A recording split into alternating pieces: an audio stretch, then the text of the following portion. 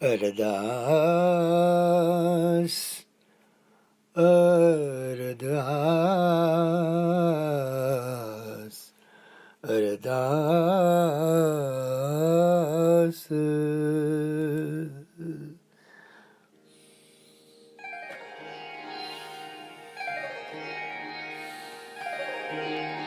Ardas.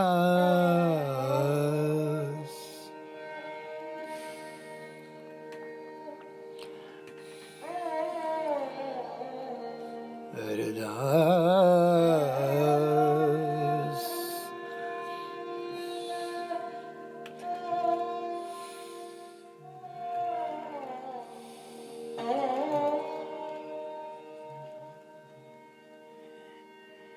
अरदास एक ओंकार वाहिगुरु जी की फतेह। श्री भगवती जी सहाय वार श्री भगवती जी की पातशाही दसवें। प्रथम भगवती सिमर के गुरु नानक लई त्याए। फिर अंगत ते गुर अमरदास रामदास हुई सहाय। अर्जन हर गोबिंद नु सिमरो श्री हर राय। श्री हर कृष्ण धियाइए जिस डिठे सब दुख जाए। तेग बहादुर सिमरिए कर नो निध आवे ताए। दसवें पातशाह श्री गुरु गोबिंद सिंह कलगीधर पिता शहनशाह गुरु गोबिंद सिंह। गुरु गोबिंद सिंह सब थाई होना जी सहाय। सब थाई होना जी सहाय। सहाय सब थाई होना जी सहाय। दसां पातशाहियां दी जोत श्री गुरु ग्रंथ साहिब जी दे पाठ दर्शन दीदार दे वल ध्यान करके खालसा जी बोलो Waheguru Waheguru Waheguru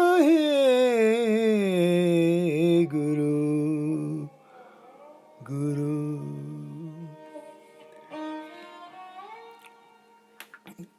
This is today I'm going to share with you about the real meaning of the word Ardas in Sikhism. We associate the word Ardas to mean the words of a person like a Sikh preacher or Granthi or priest. When he recites, everybody stands up at the end of all the singing or kirtan in a gurdwara, after the discourse, after the Katha, after the recitations from the Guru Bani, and then everyone else is silent, and then this preacher, this priest then recites something. Everybody listens. On the face of it, this appears to be some ritual, and to others, Ardas can be a very basic and perhaps elementary and simple concept in Sikhism which they think they understand. And there's nothing much more to think or listen more about it. However, Ardas is actually deeply profound and can be theologically very difficult to grasp and understand. even by the best of scholars.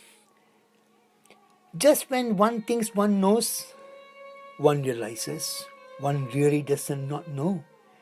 In Ardas lies one of the greatest secrets, which is deeply mystical and most mysterious, and yet one of the most wonderful and beautiful gift of God to us. When Ardas is truly activated, it is nothing but pure magic. It starts on earth and ends in heaven. Starts on earth but ends in heaven, with hardly anyone realizing it. It starts from the physical plane by a human, as he recites, as he does Ardas. In seconds, it transforms into a metaphysical and supernatural cosmic living entity beyond human understanding.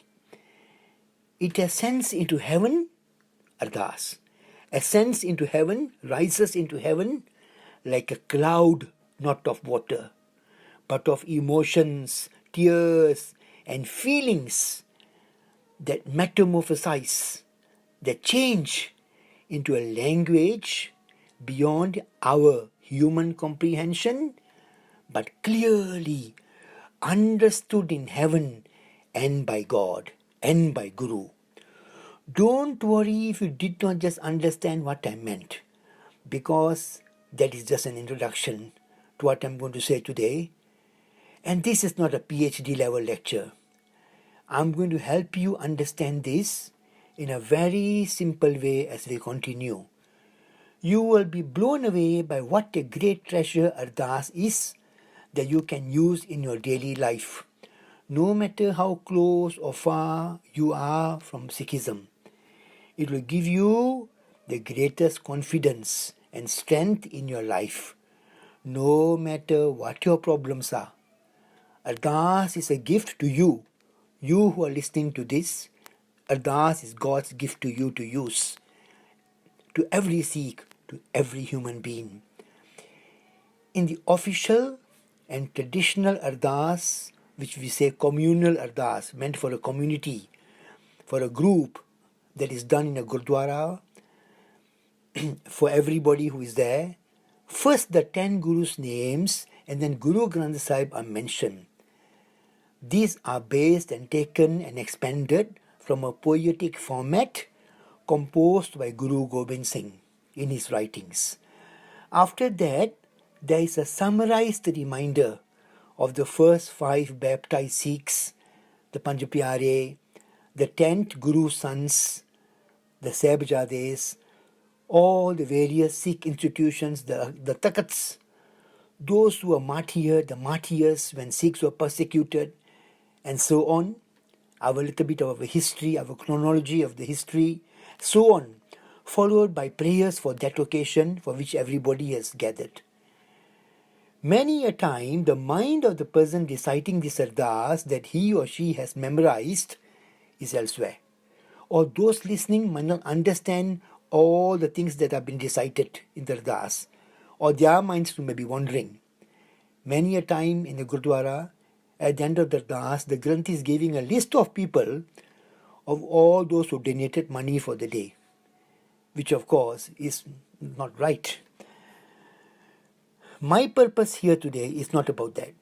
My purpose here is about the Ardas that you do by yourself, on your own, or with your family, or children, or husband, wife, or your brother, your sister, or just yourself, or your close friends privately. For this, you do not need to necessarily know how to recite the official communal Ardas. You could just recite the 10 Gurus' names and Guru Granth Sahib if you know it, or if not, just the name of Guru Nanak, if that is all you know, or just Waheguru if you don't even know Guru Nanak's name.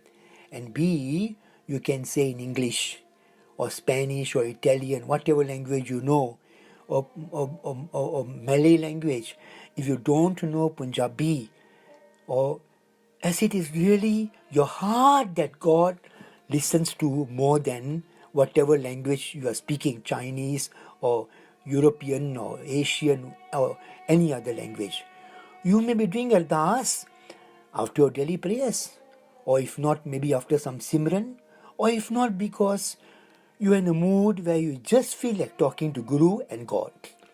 You may be sitting, standing, laying down, or walking. You can even be doing an Ardas secretly in your heart while talking to someone. They might not know, but you have decided to talk to God and to them at the same time. Or while you're doing some cooking or some cleaning, Ardas is universal. Or you might be having so many problems and you do not know what to do and you decide you need to do an Ardas. It is simply about coming in contact and talking to Guru and God. Ardas,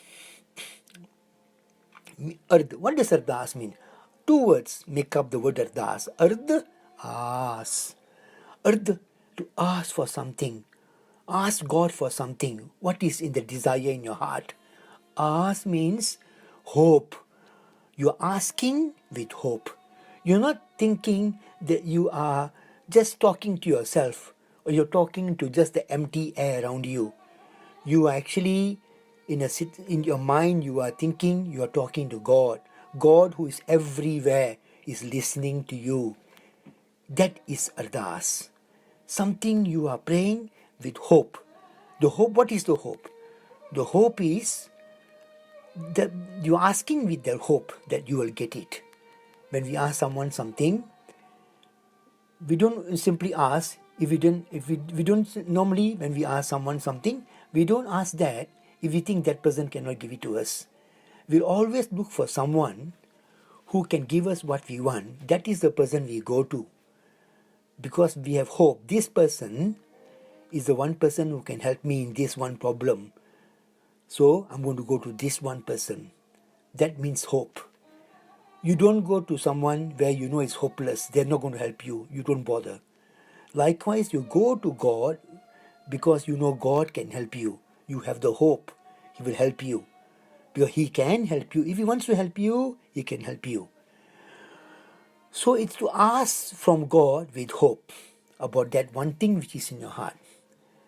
So you're praying to God. Now, I'll tell you something. Many books and essays have been written on Ardas. Sometimes they've been written by very highly learned scholars of religion. However, even they can sometimes miss what is utterly and most profoundly beautiful that is right under their nose. A great scholar of religion, someone who knows, everybody respects to know, understand about the religion, he can miss a point as well. How? Why can someone miss a point? Because Guru and the knowledge and spiritual awareness that God reveals is not owned solely by the intellect and intelligence of the mind of anyone, or exists in someone else's intense scrutiny and explanations. So a learned person may have learned many things, but what knowledge God gives you is something beyond what sometimes you have learned from somewhere or you've intellectually understood. The Gyan or knowledge about God and Guru is owned by God, and He gives it to anyone He chooses, this knowledge about Himself. He can choose to give it to a very poor person, to someone who doesn't even know a word of Gurmukhi, to someone who doesn't even might not know the whole history of Sikhism or the whole philosophy of Sikhism. The person everyone thinks as a fool or as useless or as not much of a Sikh might be someone, and that might be you, whom God has given an insight into a certain spiritual secret that God has not given to someone who thinks of himself as a highly learned and informed saint or scholar of religion who is respected and praised by everyone.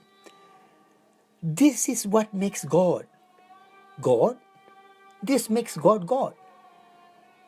Which means He, His ways, and how He chooses and whom He chooses to reveal His secrets is beyond our logic, our intellect, our understanding.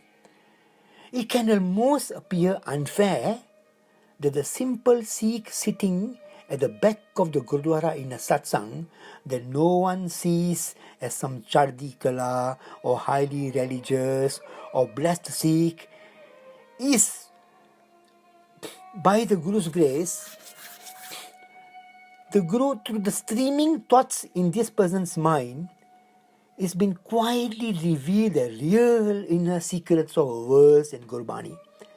This person is sitting in the Sangat, he is at the back, no one is watching this person, everyone is actually listening to the Gyani, the Kathakar who is there, sitting on the stage, explaining away things through his own intellectual research before 10,000 people, explaining away. However, suddenly this one simple Sikh sitting in the Sangat somewhere at the back, the real meaning of that verse, what it really means, God is quietly telling that person, the thoughts are streaming in this person's mind. He knows why? Because of his humility, because of his humbleness. God is quietly coming to this person and telling him, look, my child, this is what this really means. This person sitting on the stage, who thinks he knows better, who thinks he has understood religion, and religion in his pocket, and he knows the whole philosophy, he doesn't really know the truth. Now, coming back to my point, when we are praying or doing Ardas, who actually are we addressing? Is it God? Is it Guru? Are they the same? Are they different? Who is who? And what is what? When you unpack this, you discover something that is so immensely and insanely amazing, as you have just opened and looked at what looked like an ordinary package, but inside it were a load of priceless shimmering diamonds you had not even heard about. Bear with me as I slowly take you with me through Guru's grace into a little exciting, breathtaking journey, now into unpacking the hidden secret of Ardas. As I said to you just now, you who are listening to this may understand this secret better than some great Jnani who thinks he knows it all. You who are listening to this, never assume that someone who appears more religious than you knows it better than you. No, because God is a giver. God knows who to give. God gives. When God gives, He doesn't see in terms of that person is more clever, that person is more stupid, that person is more richer, that person is more religious. God gives. When God gives, He looks in the heart. In the heart. When He sees that heart is correct, He gives there. Now, for us to come into contact and connect with God, we have to enter into a relationship with God where we are directly interacting very meaningfully with our Guru. For us to come into contact and connect with God, we have to enter into a relationship where we are directly interacting very meaningfully with our Guru. So, there's a flow, there's an intimate and deep connection, and a living, meaningful communication between us and our Guru. One of the first steps in any relationship is that when two persons start talking to each other,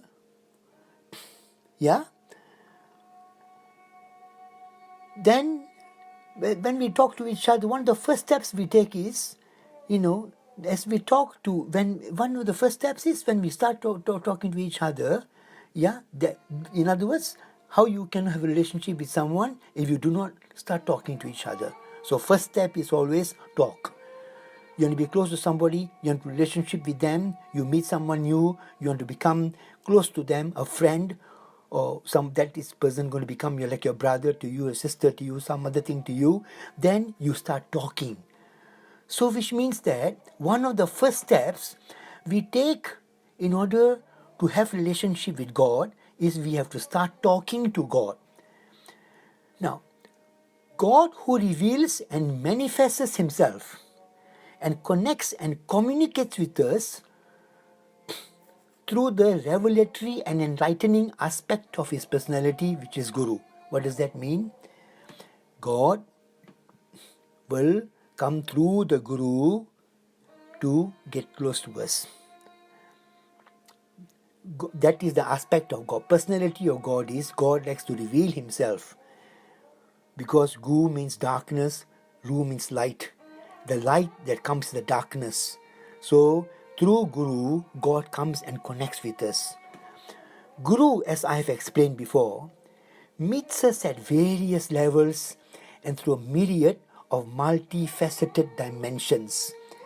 As we come into the presence and shelter of Guru, as we start talking to our Guru and we surrender to Guru, Guru comes to us and invades our self-created little ego bubbles.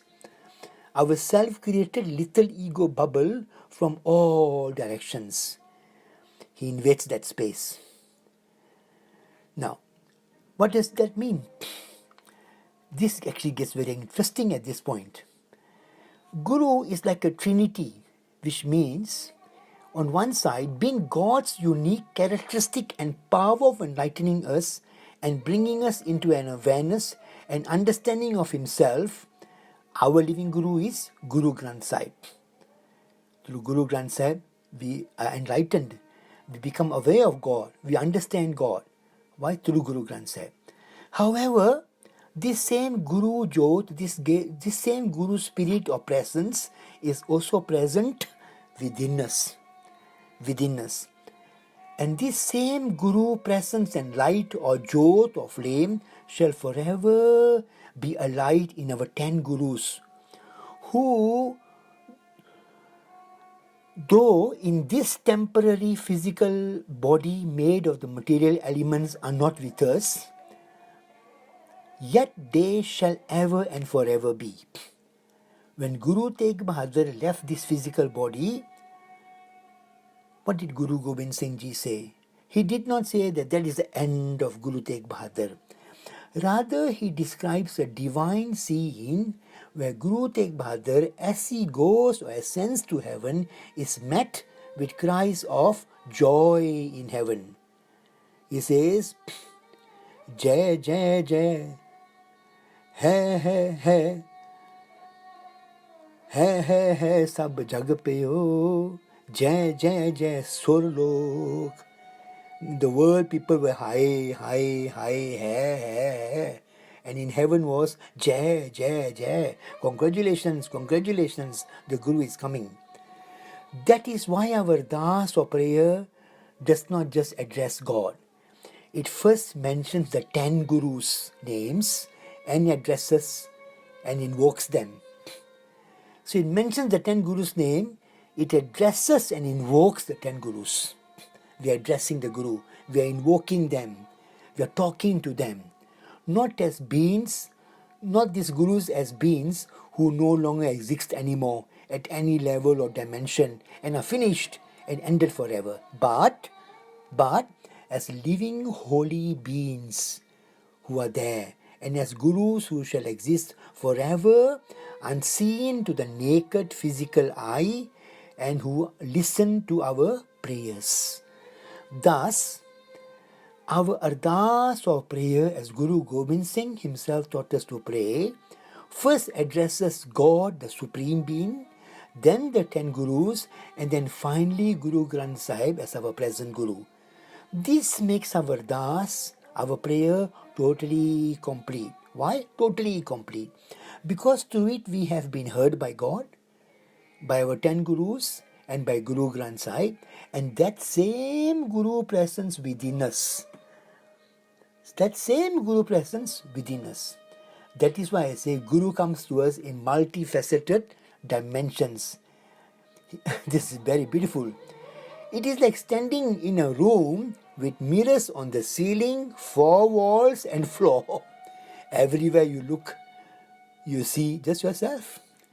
Likewise, in our prayer, in our Ardas, everywhere we look, we are surrounded by our Guru, by God. How comforting is that? We may not, now you realize through what I'm saying, that when you did the Ardas, you're not alone. Guru, God are everywhere, around you, around you. What warmth that brings us. What a great sense of being protected, being loved, and being heard by our Guru that gives us. That our Guru is so great that he manifests himself anywhere and everywhere we look. Oh, what a beautiful revelation. Oh, what a beautiful realization this is. He's hearing me, hearing you from every direction, from outside you, from inside you, through our 10 Gurus, through Guru Granth Sahib. You are immersed, you are soaked, you are drowning in this omnipresent divine presence. And you are totally in the presence of Guru. Your 10 Gurus hear you. Their presence envelopes you completely. They speak to you through Guru Granth Sahib. They even live inside you. Once you lock yourself into a relationship with Guru, this is going to become very interesting now, yeah? Once you lock yourself into a relationship with Guru, then this game is not about only you chasing Guru endlessly and doing Ardas to him endlessly without a response. Not at all. Without being heard. Not at all. On the contrary, on the opposite, the Guru, listen to this, the Guru too starts chasing you. He starts playing with you, talking to you. You start an Ardas, and the middle of it, it feels like midway he's interrupting you to talk back. You are supposed to say each Guru's name one by one in Ardas. However, you have just started by saying Guru Nanak's name. You didn't just say his name, you were zooming in, zoning in. You are so much in the first Guru's presence that just like Nanak got lost when he said Tera, Tera, Tera, you are now getting lost in saying Guru Nanak lente aaye. Guru Nanak lente aaye. Guru Nanak lente aaye. You are entering into Guru Nanak's power now. You are tapped in his presence. You are kept in his presence, and words are taking a shape of their own. Words are becoming an inner chat and transforming and metamorphosizing instantly into tears, into emotions, and your mind is getting lost in Nanak, Nanak, Nanak, Nanak, Nanak. Suddenly he is there. You can feel it. You can sense it. You are in direct connection. This is what Ardas is about. This is what Ardas is about. Not a classroom, mere classroom style liturgy recitation of 10 names where your mind and the Guru are millions of miles apart. No, that is not Ardas. That is cheating. In Ardas, your mind at some point maybe straight away at the beginning, maybe somewhere along the line, maybe towards the end, suddenly makes that connection, like how a bulb suddenly glows when two wires meet and they produce electricity. Why? Because Guru is not deaf. When you go into presence of Guru, when you talk to Guru, the connection can suddenly be made. Before you do an Ardas or prayer, you have to be mentally prepared and aware of what you are really about to do. Yes, in this Ardas, I'm going to call out and address each Guru and then Guru Granth Sahib. with every ounce of love in my heart. With every ounce of love in my heart. With rock solid understanding and faith that they, the Gurus, that God will be hearing me. That my voice has to be like that of a person talking and singing so utterly, romantically, and lovingly to his or her most precious or cute and beautiful lover over whom this pet person is utterly crazy about. And into my voice has to be like a child calling his mother so lovingly. I'll repeat that again. In this Ardas, I'm going to call out and address each Guru and then Guru Granth Sahib with every ounce of love in my heart, with rock solid understanding and faith, Shraddha, faith, that they, the 10 Gurus, that God will be hearing me. That my voice has to be like that of a person talking and singing so utterly, romantically, and lovingly to his or her most precious, cute, and beautiful lover over whom that person is utterly crazy about and into. My voice has to be like a child calling its mother so lovingly. As you are listening to me saying this now, think of a person, any person you may have seen in some Netflix or any other movie where that person talks to someone so lovingly because they love that person. That is how you have to do Ardas.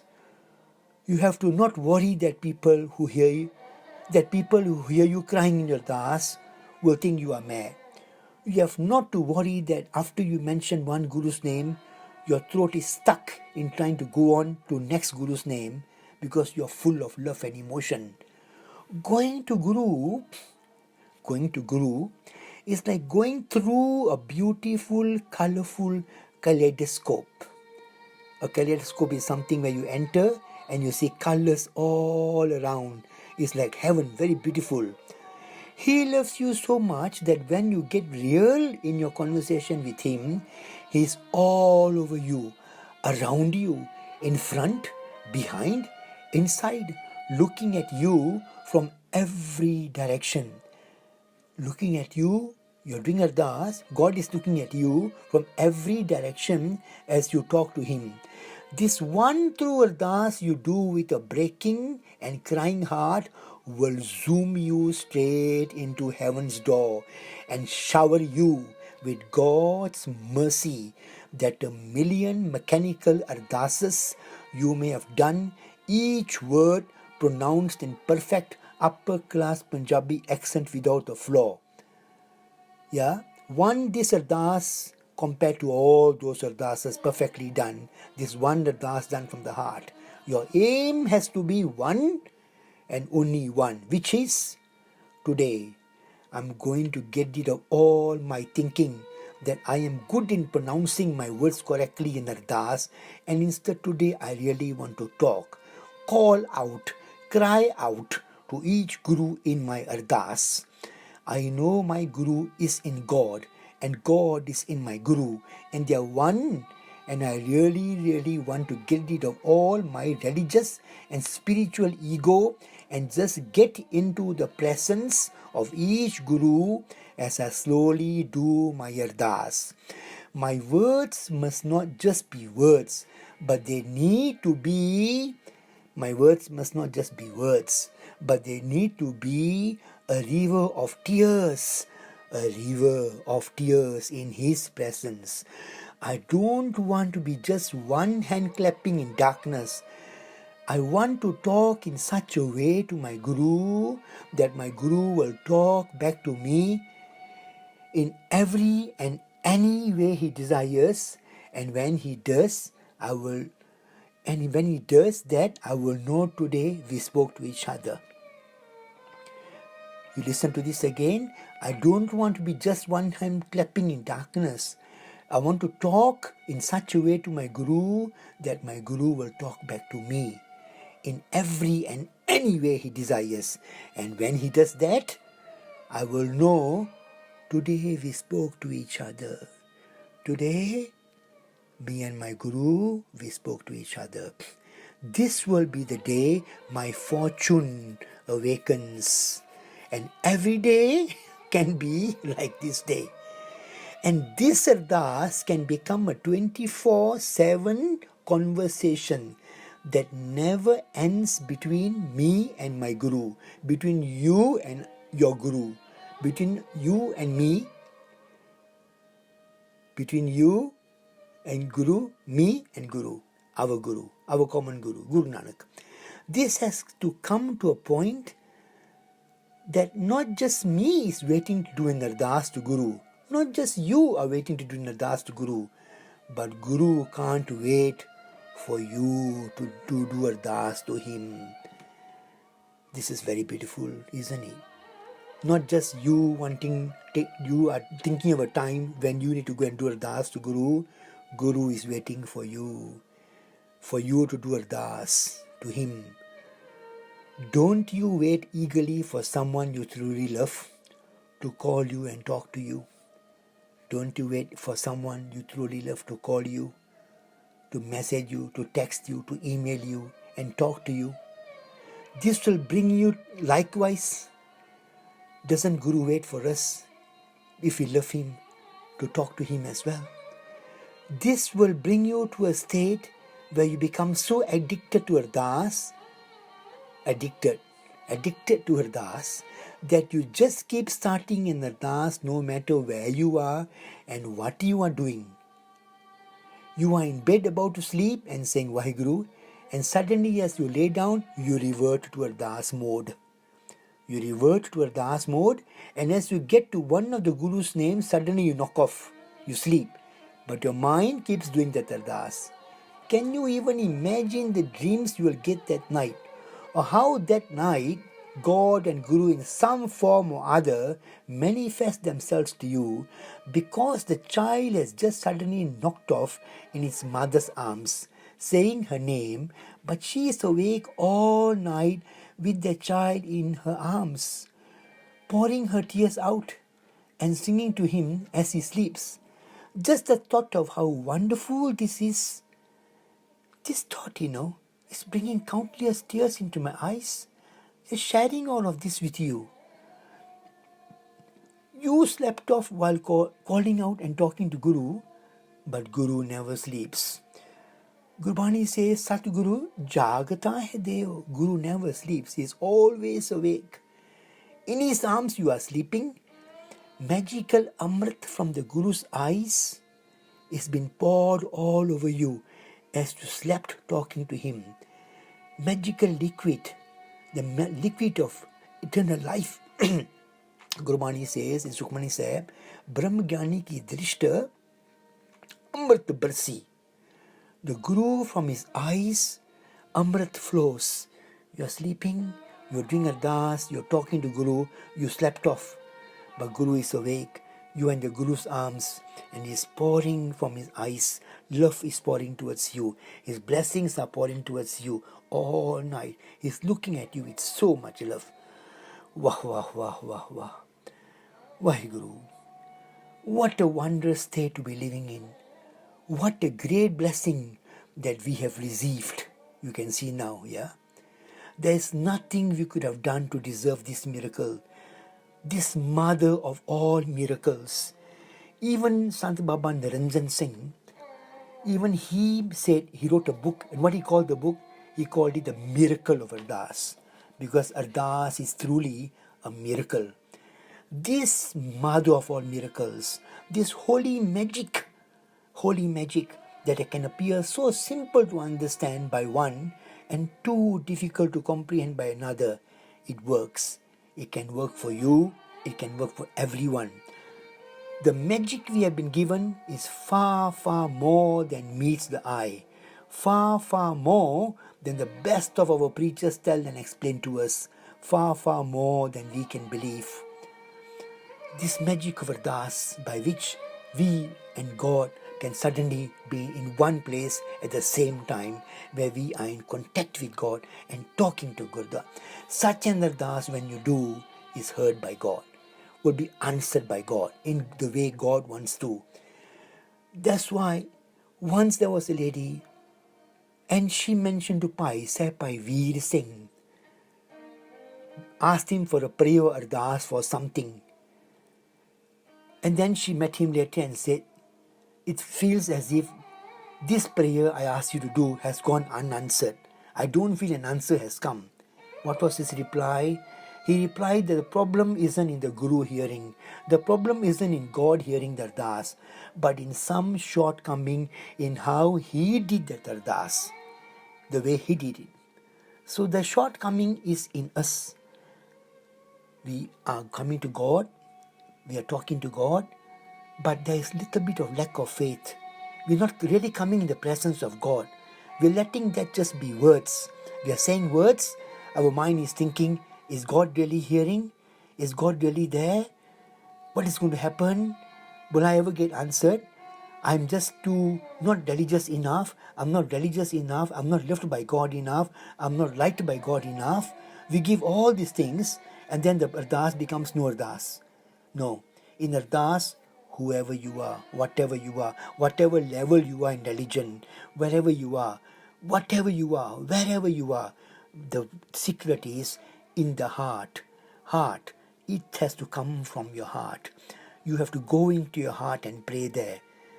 You have to pray whoever you are, how even no matter you're very religious or not religious, you have to pray from that one heart. That is where God will stays. That is where God will listen to you.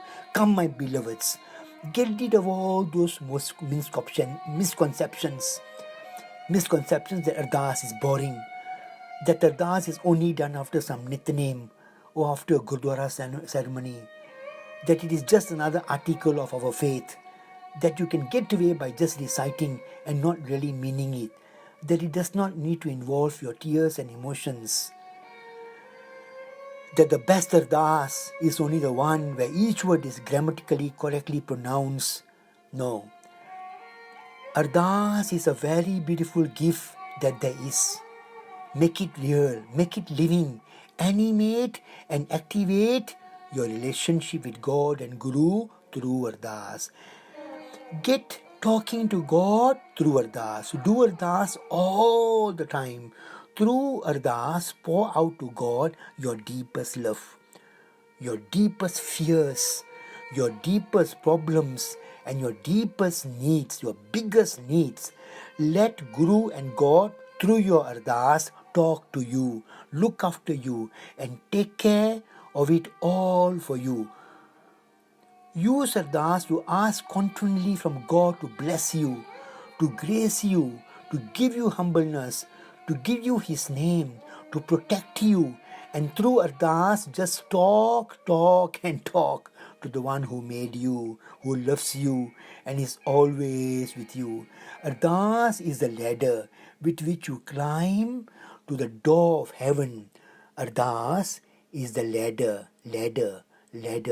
with which you climb to the door of heaven and talk to Guru.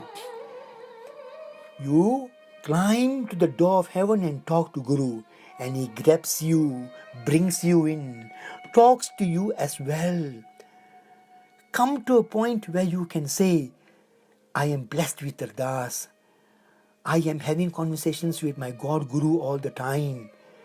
I'm in direct contact with them. If you do Ardas correctly, this is how you will start feeling. You will know that you are on the right path. You're doing it correct. Tell yourself what? I cannot wait to do Ardas. My Guru cannot wait for me to do Ardas. Look at this.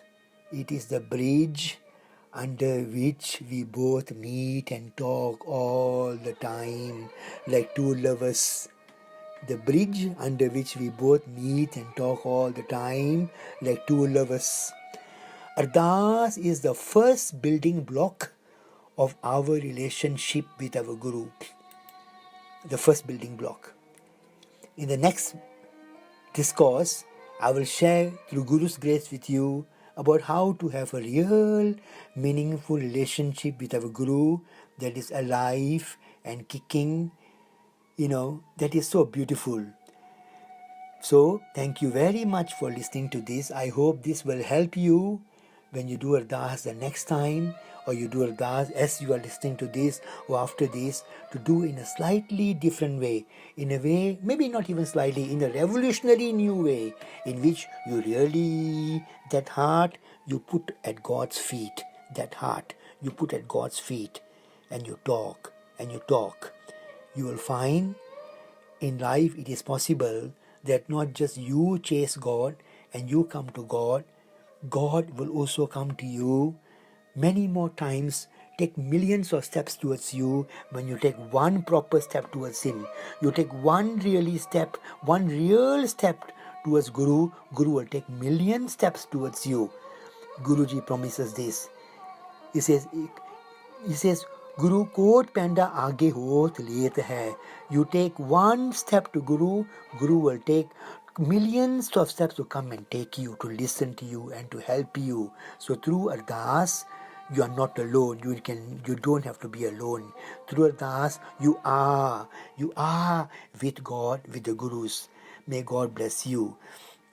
And I pray to God in this my Ardas to you now, to Guru now, for you now, that may you be blessed by God. This is my Ardas, that may God bless you who are listening to this, to be able to do Ardas in such a beautiful way that becomes part of your life, your daily life. Every day, every second you're doing this Ardas. May God bless you and thank you for listening. May this all be of some help to you. Vaheguru Ji Ka Khalsa, Vaheguru Ji Ki Fateh.